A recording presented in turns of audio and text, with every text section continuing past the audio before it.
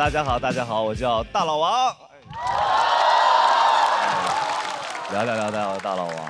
我现在已经不上班了，那你发现不上班跟上班比最大的好处就是不上班。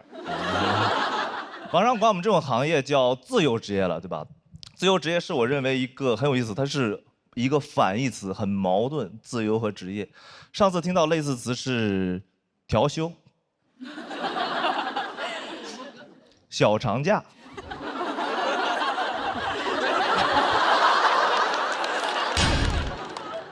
神仙工作，小北冠军。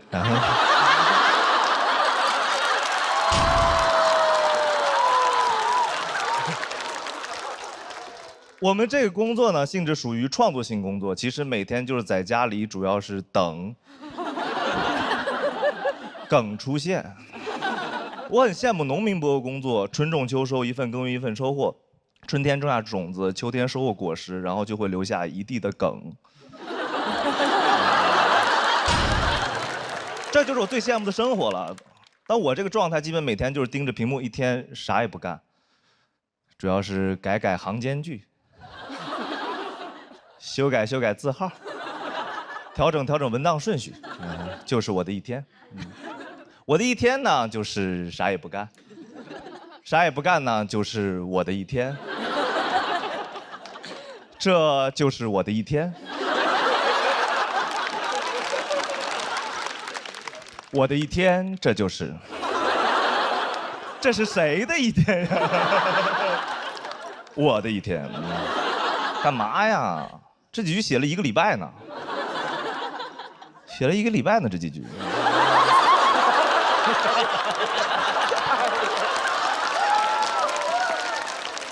在家自己控制自己是一件很难的事情，对吧？你在家里越认真工作，对家里别的事情注意力就越集中。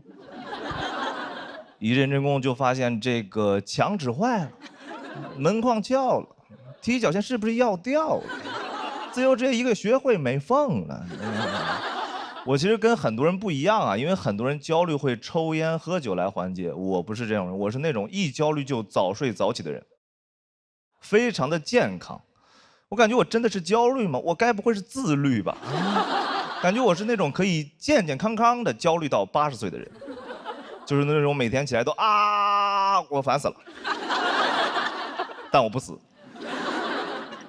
焦虑我看不了小红书上那种很积极的人，什么25岁重启人生一切都不算晚，26岁重启人生一切都不算晚，27岁重启人生一切都不算晚。我一年一年的搜，你知道吗？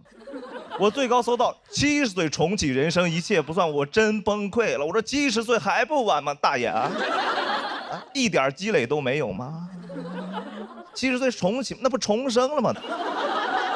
我不知道你们有没有看过重启人生的帖子啊，就是去旅游的。重启人生去丽江，重启人生去昆明，重启人生去大理，就去云南重启。啊，云南网不好，感觉云南是游戏里的复活点。到云南就兄弟可不敢再往南走了，再往南就不重启，那就关机了。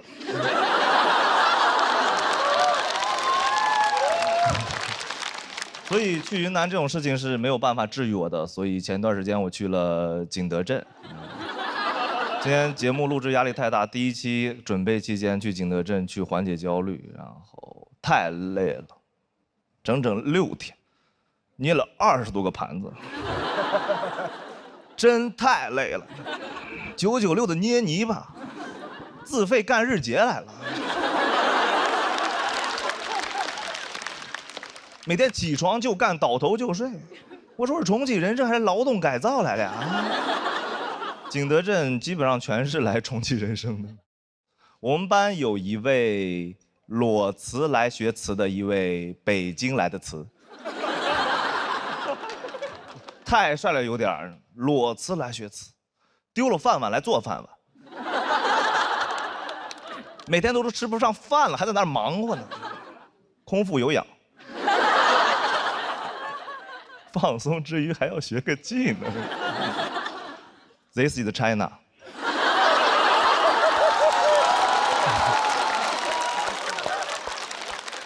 做盘子很难啊，因为盘子很难做大。第一堂课学拉杯课，你知道，最后累得手都抖了，可以说是大盘持续震荡，很懊恼，你知道吗？30多岁玩不明白泥巴了，学了一下午，泥还是泥，我和泥都扶不上墙了。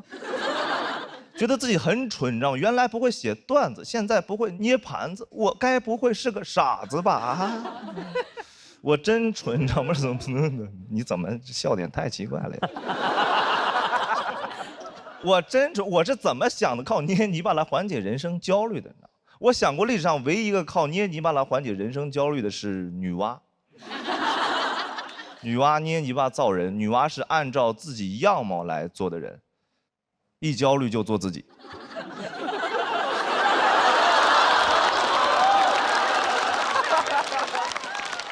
感觉女娲是会发小红书的那种人，上班就能玩泥巴，真是一份神仙工作。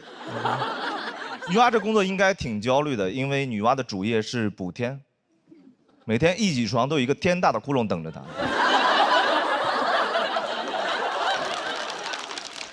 女娲很无辜，女娲纯背锅。凭什么共工统的天女娲来补？招谁惹谁了？你说女娲每天会不会看着那个天非常的绝望？说，哎，如果这个天要是行间距就好了，能修改字号把它挡上吗？能把别的天复制粘贴到这儿吗？这是谁的天？女娲补的天。这是谁的天？这是我的一天。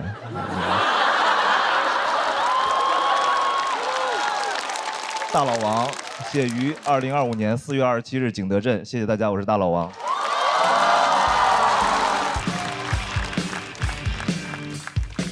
大家好，我叫大老王。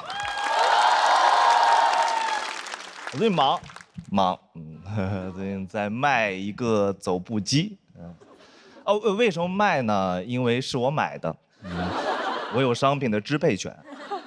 什么是走步机？就是一个运动器械，就是跟跑步机差不多。跑步机的最高配速12，走步机最高配速6，你就可以理解为就是跑步机老了，你懂吗？你也可以叫它跑不起来机。我这个身高体重在这个上面其实很难走起来啊，只能看起来很欢快。很冷门的一个产品，历史上我没见什么人用过，只见过一个人用过，就是春晚上的黄渤。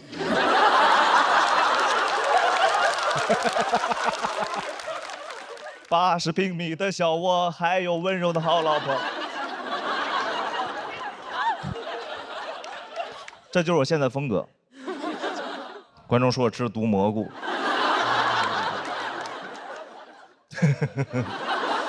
买是因为它可以边工作边运动，朋友们。我不喜欢工作，我也不喜欢运动，所以它可以一起做，你知道吗？效率很高。工作时间用来运动，运动时间用来工作，你的1个小时就变成2个小时，一天就变成2天，24小时就变成48小时。所以我今年32，其实我已经64了，还有1年退休。不，其实是半年。抱歉，这一些精妙的逻辑推演。边工作边运动，你们不兴奋吗？啊，那边工作边运动呢？边工作边运动呢？边工作边运动呢？边工作边运动呢？边工作边运动，边工作边运动呢？这走步机的6种配速，然后。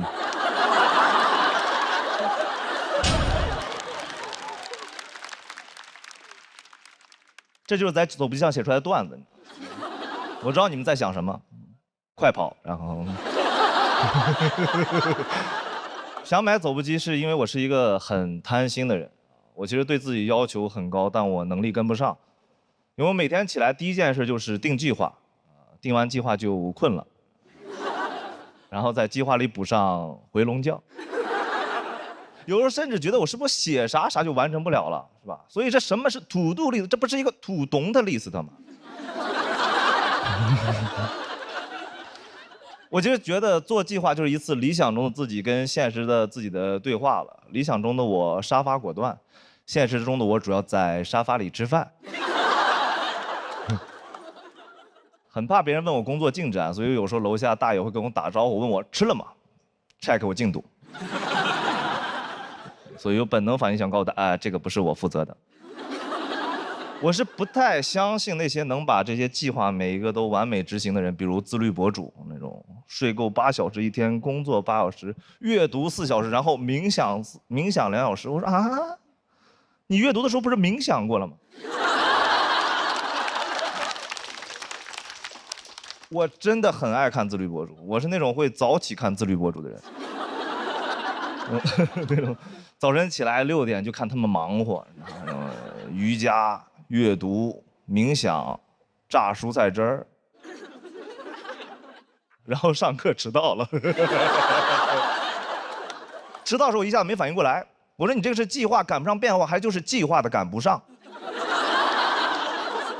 每天其实完不成计划会很自责，你知道吗？但一想，其实大家许愿实现不了的话，其实是不会责备自己的。所以我现在是以许愿的心态定计划。性难愿一生吃素，只为能完成土度。我现在会把我的土度烧给雍和宫，去雍和宫求签，神仙也会很疑惑，说你求的是什么问题啊？土度，哦 ，not to do。怎么现在我这个工作还得普度众生？我说我疯了，你不相信我？现在真实情况就是，每天的时间都用来刷短视频，10几个小时在短视频上面。就现在我感觉我这个手机的使用时长呀越来越长，就感觉我这个手机买的真值。社会上发生什么充耳不闻，你知道吗？短视频流行什么如数家珍。有人跟我说这是信息茧房，我说茧房怎么茧房多舒服啊，那可是真丝的。但是我会想，你说我刷了这么多某音，我就在想，你说我是一个每天10几个小时这种优秀的某音用户，为什么我面试过不了字节跳动？我连走步机都是在某音上买的，你上哪儿找我这么好的用户啊？所以某音就是我吃的毒蘑菇。所以这个世界谁懂？某音懂。你都不懂你自己，某音懂。别的软件还在猜你喜欢，某音早不猜你，某音早知道你是个什么玩意儿的。随便推点什么你都会喜欢的，真的。我现在个人经验是这样，我现在经常通过某音了解我自己，我在利用它，你知道吗？我说哦，原来我是这种人。一个肮脏、龌龊、下流、好吃、懒做的一个想进步的人。谢谢大家，我是大老王。大家好，我是大老王。哎，大家好。发现这个线上线下还是不太一样的。这个线下演砸一场演出，你只要卸载小某书2天，你的人生就重新开始了。线上也太长尾了，总有那种看得特别慢的朋友。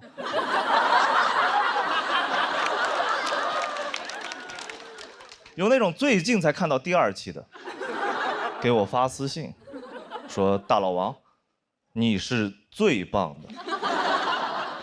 我说不是，付航是最棒的，我是第32棒啊。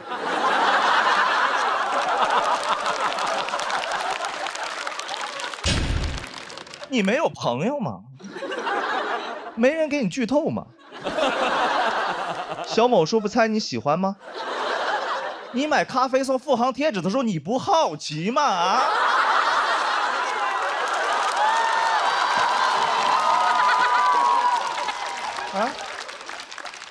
为什么不送大老王的贴纸呢？还有追着骂的，你知道吗？追着骂的说你太尬了，找个班上吧。什么逻辑，家人们？什么逻辑啊？脱口秀讲不好，工作就能干得好？你是不是对工作要求有点太低了？我工作能力更差呢，我干不了那个，才干的这个呀。我上班一些最基本的东西其实都干不好，早高峰都赶不明白，早高峰有点太累了，我是觉得早高峰就是一天最累的工作，就不能先工作后早高峰吗？而且早高峰没人开心，对吧？基本上是一天心情最差的时候。我说你叫什么早高峰啊？你就应该叫早低谷。早高峰没人开心，但换句话说哈，你要在早高峰看到人开心，你不害怕吗？整个地铁人，所有人都觉得有哥们在那当啷当当当当。搞这些。你感觉他背着小书包就去炸单位了，你知道吗？到了公司，老板不在，一顿乱炸，基层互炸。老板来了，懵了，人呢？哦，优化完成了。我不理解早高峰，原因是早高峰的目标叫打卡，打卡又是我认为21世纪最抽象的发明，对吧？这玩意儿太有意思了。你看啊，人到了公司，没打卡，不算到，对吧？人没到公司，打卡了，算到。怎么定义存在？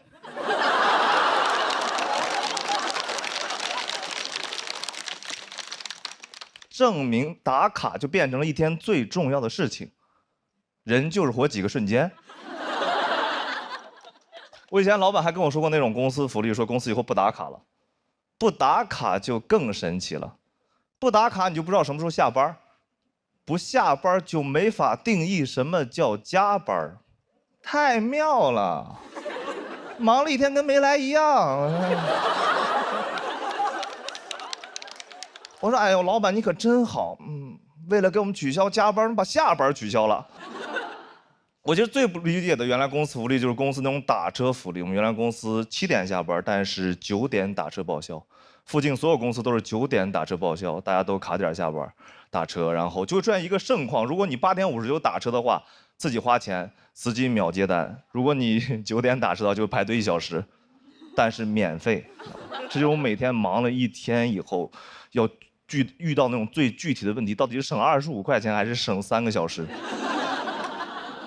这是我每天遇到的最具体的快车难题。就这种情况，还有人说公司福利好。我有个朋友在字节上班，天天给我炫耀字节，天天挂嘴边字节。他主要炫耀他们公司有个福利，就是房补，就是租房补贴，住在公司30分钟以内，1个月给1500，很好。但我觉得没必要天天挂嘴边，我公司有房补。我说这玩意儿是挺好，但这玩意儿有这么厉害吗？你知道以前长工住地主家都免费吗？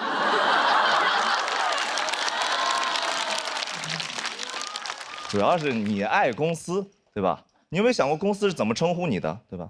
公司对员工有个统称，叫官方的说法叫人力资源。听听朋友们听这个词多吓人，你是资源，风力资源、水利资源、人力资源。我那朋友还挺开心，说资源那不挺好呢？我是资源。我说好，你是煤，你是矿，你是电，你是光，你是唯一的神话，行了吧？啊？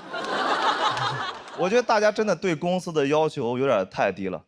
我前两天看新闻，毛泽东说要给外卖员交5险1金，所有评论都说是良心企业。我说真的吗？啊？要给员工交5险1金，那不是合法企业吗？我们之前对资本家要求太低了。哎呦，我们老板超好，都不违法。而且你有没有想过，没有5险1金的日子里，其实外卖员每天是很辛苦的，对吧？担惊受怕，一天到家以后啊，吓死我了，又是无惊无险的一天。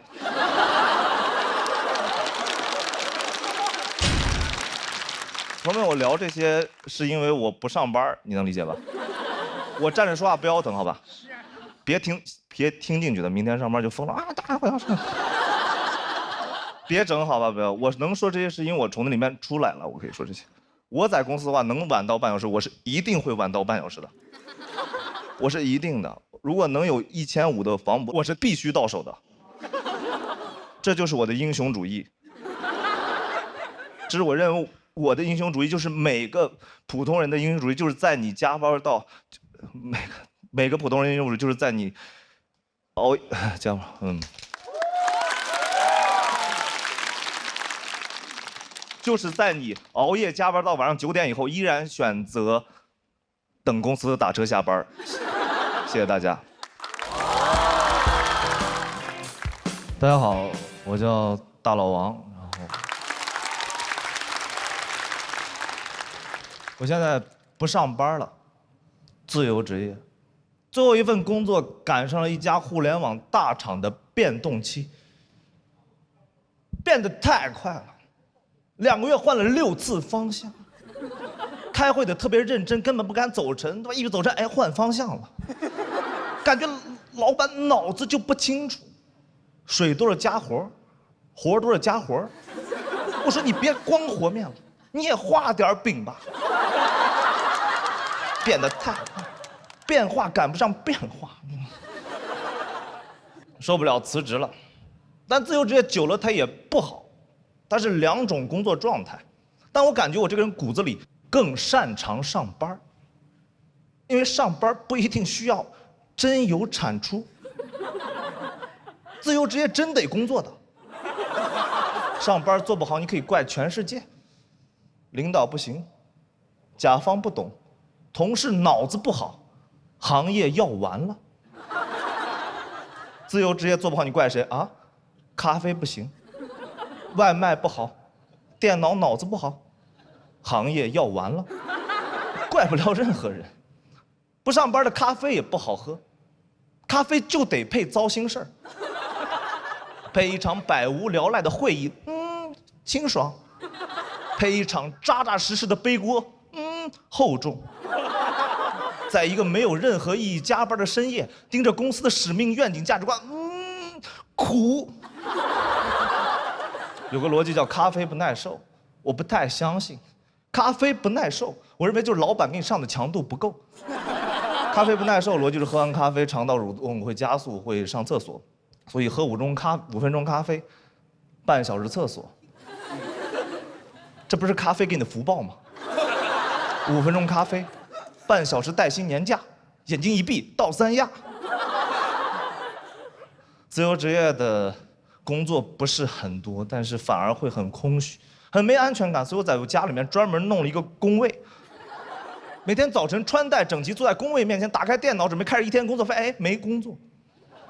我自己给自己写文档，然后艾特我自己，给自己定了 KPI， 还给自己写周报。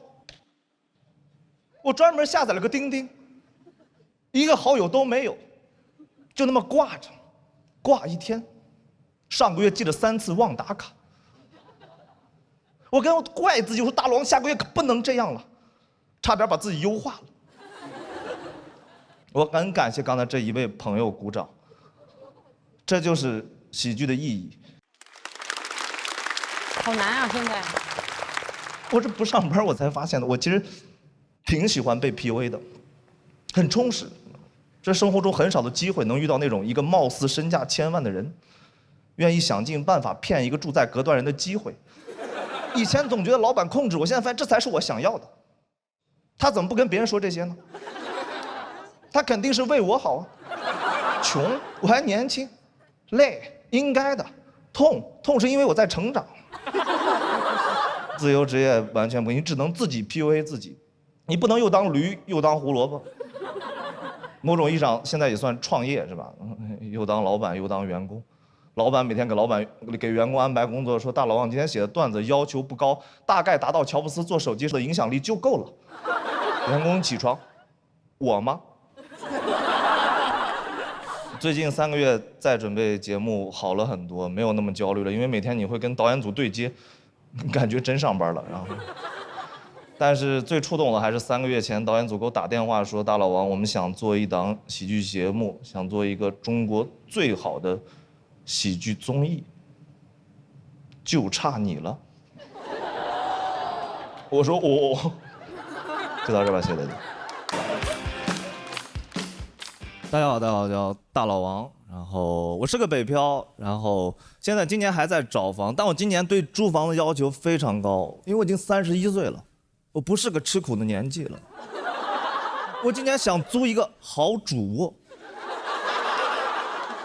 那种南北通透、地铁上盖、园林景观、顶级物业的好主卧，预算3500。我把我的所有筛选条件在找房软件勾选完，点击确认，给我订回了老家内蒙。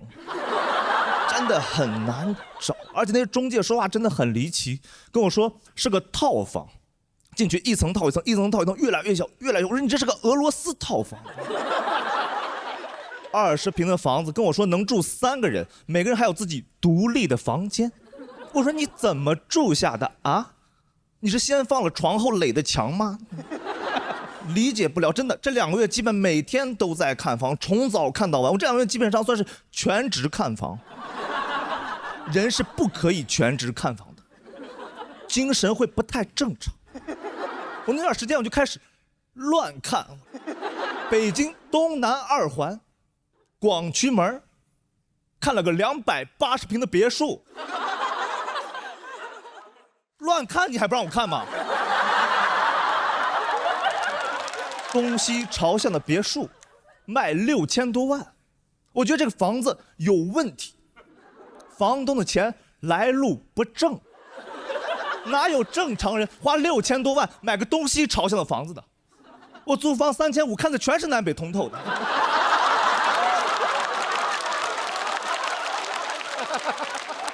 正好那2周我妈退休，我妈来北京，我妈看，我妈说儿子，妈妈来过很多次北京，故宫、颐和园、长城，妈妈都去过。你在北京待了快10年，你带妈妈看看你眼中的新北京。第一站，带我妈去了国贸的早高峰，下来看了个隔断，直接给我妈看崩溃了。我妈说儿子，你在北京3000多块钱住的地方，连窗户都没有吗？实在不行，妈妈给你买下来吧。我给我妈看了眼房价，我妈说儿子，实在不行，实在不行。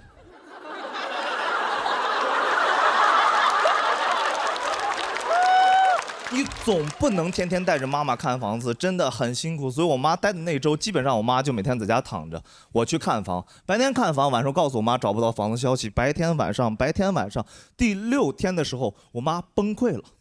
我妈说儿子，那个妈妈准备回老家了。北京这个城市好奇怪呀，怎么躺着就焦虑呀？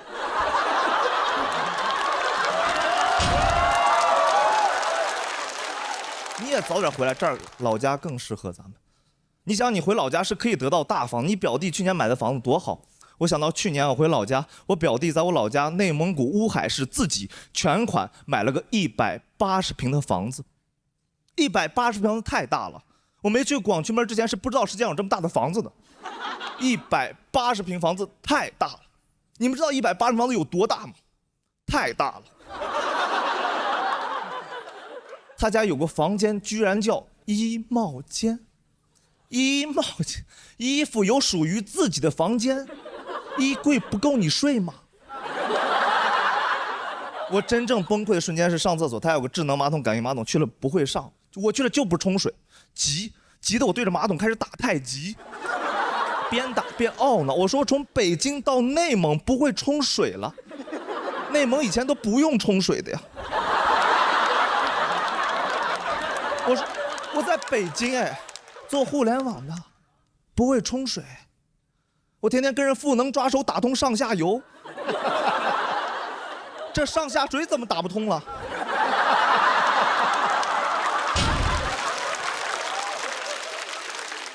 最后是我表弟进来帮我把水冲掉的，把我北漂所有骄傲都冲走了。出去以后真的很悲伤，我妈很兴奋，妈说儿子可以回老家吧，你看老家什么都有。我说妈，我好像住差的住习惯了，我离不开北京的这些生活方式，离不开这些连锁店，离不开兴什么课，卖什么劳，优什么酷。我妈说啊，这些老家都有。我专门去看了一下老家的兴什么课，还是不太一样。老家的兴什么课里面，大家真的在喝咖啡。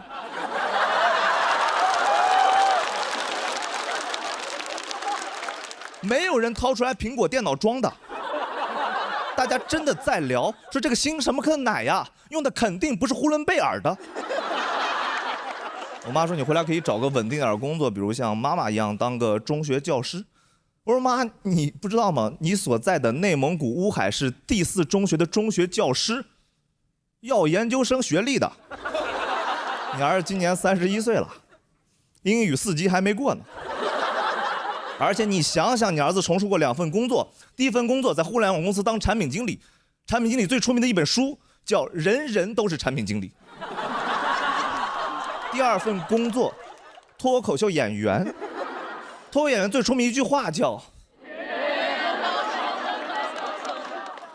你儿子这2份工作呀，都没门槛的。”是我不想回老家吗？你有没有想过，有的人只配去北京？谢谢大家。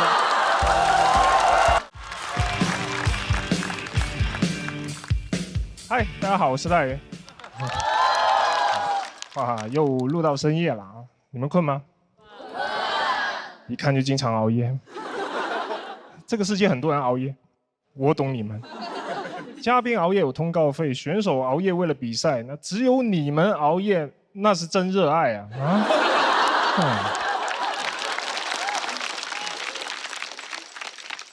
我自己就经常熬夜，因为又要当演员，又要经营俱乐部，这特别忙。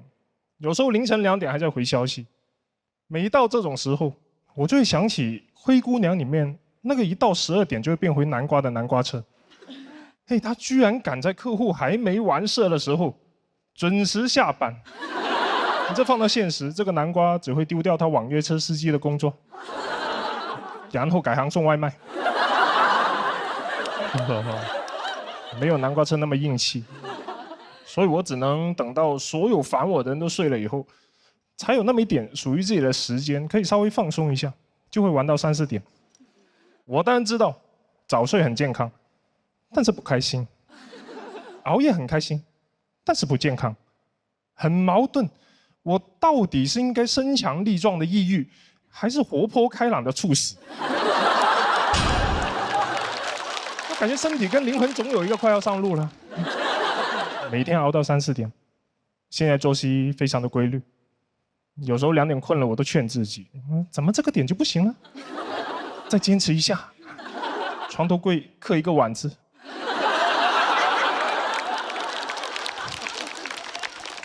累，但是舍不得睡，即使很困，也坚持醒着休息。每天都休息得很累，休息得我好想休息。打个游戏，想着赢一把就睡。凌晨4点玩吃鸡，匹配到的全都是想赢一把就睡的人，也太激烈了，100个人抢一个睡觉名额。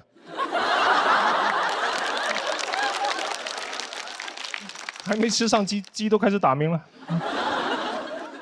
看个电视剧吧，这一集不够精彩，不过瘾，得再看1集。这一集很精彩，等不了了，更得再看1集。连续剧不就得连续看？好不容易看完35集的《长安荔枝》，终于上床了。短视频又来找我了。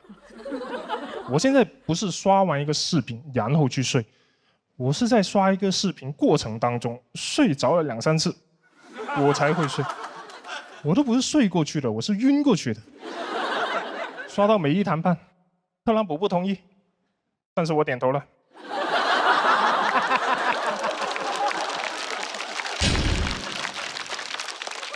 就是狠不下心睡觉，睡觉就意味着你要亲手结束今天的快乐，开始明天的痛苦。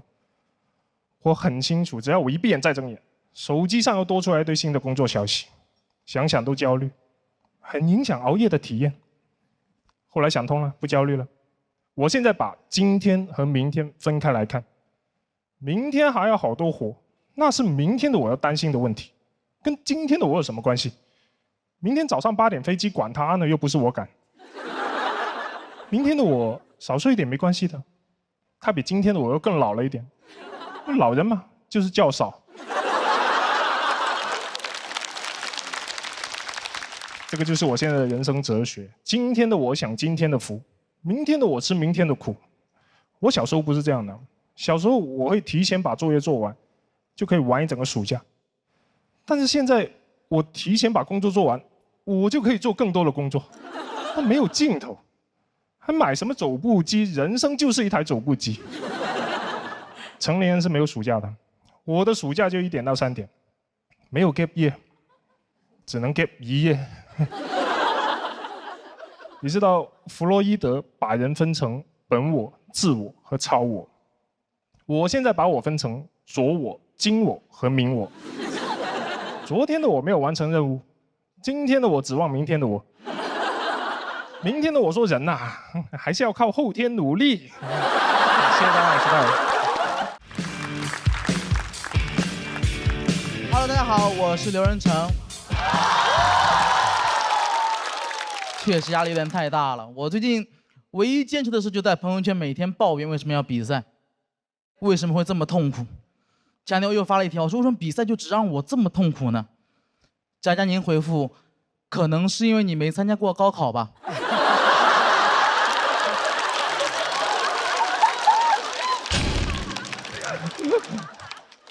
确实比赛比不明白，最近家里有点搞不懂了。说实话，我今天过年，我突然发现我爸他2颗门牙都掉了。我爸现在是个非常新潮的造型，双开门牙。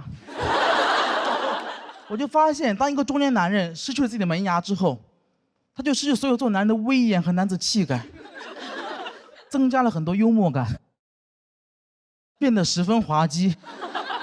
我爸现在我心目中已经不像是一个父亲了，更像是个父亲。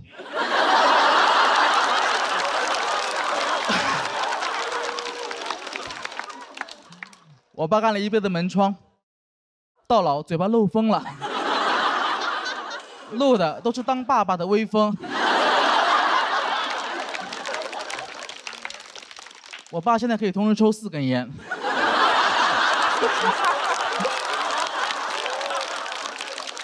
别人抽烟都是散客，他就属于卡座。其实很担心讲这个话题，大家不感兴趣。毕竟这个故事有点老掉牙了。但我爸他掉牙原因并不是因为年纪，是因为他的糖尿病的并发症。他糖尿病有点严重了，到一个很难控制的地步了。不知道为什么会这样子，可能是因为他完全没有控制吧。他对待治疗太消极了，他每天只在打完胰岛素后测血糖。我爸，你骗谁呢？你在干嘛呀？你在做数据。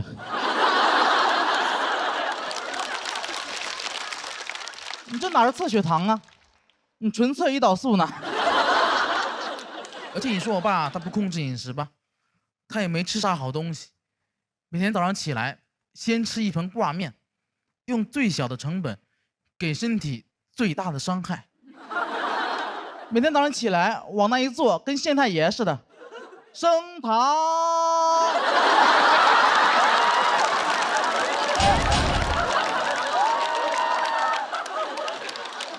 而且我爸他不仅自己早上起来他会喜欢吃挂面嘛，他不仅自己吃，他还特别喜欢给我家狗吃挂面。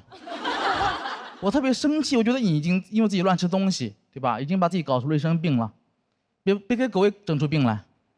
我爸说：“哎，别乱讲，糖尿病主要是因为遗传，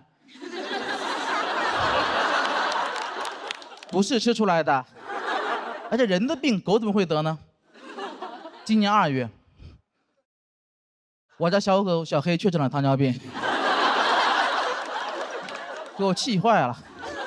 我爸，你得选一个吧，要么是你喂出来的，要么是你遗传的。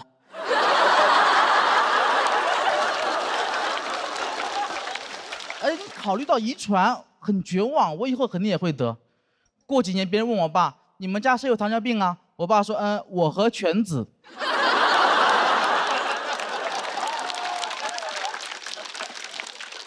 但就像我刚刚说的一样，我现在没有糖尿病。其实这个事也挺奇怪的，因为其实我才是我们家最肥胖那个人，也是饮食最不健康那个人，但我没有糖尿病。你说神奇不神奇？可能也是因为我没查吧。